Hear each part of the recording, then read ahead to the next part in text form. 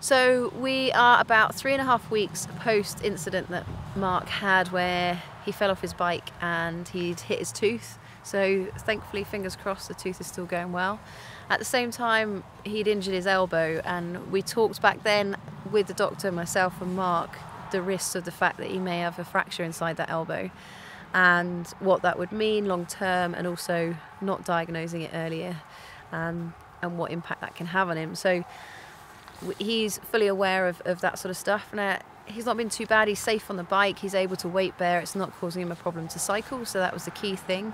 But we are 3.5, 4 weeks down, and he's still aware of that elbow, and he's still got restricted range, so that's improving with treatment, but you know, it's not improving in a fast pace.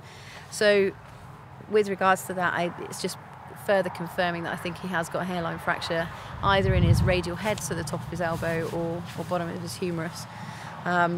Which is, it's something we'll need to deal with when we get back, and we just need to manage whilst we're on the road. Second to that, he's now, a week into being in Australia, and we're coming up to his halfway point of the whole around the world, and it's very, very evident that the fatigue sort of side of things is now setting in quite strongly. So the last couple of days, he's struggled with regards to fatigue really on the bike, starting to need a few more tools in the bag to keep him awake a little bit. So he's still safe on the bike, he's not literally falling asleep, but he's aware of he's needing to fight it.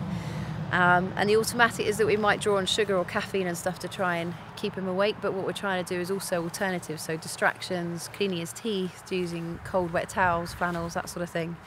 And second to that, it's also just being a bit more aware. I think because I know Mark quite well, I'm a bit more sensitive to it, so as soon as he woke up this morning I could see he just wasn't switched on. So we as a team just need to be delivering stuff, we need to be thinking 2 steps ahead for him, we need to make sure we don't ask him questions, that we're just giving him instruction, and if we do need to ask him a question, everything's just kept very simple. There's no demands placed on him, all he's got to do is get up and get on the bike. And also around that we're creating variation in his food and his drinks, but alongside that, the last couple of days, whether it's because of the increased darkness we've got in the day, at the morning and the evening, he's really starting to sort of struggle as well with his metabolism. So he's had a bit of reflux in the last couple of days.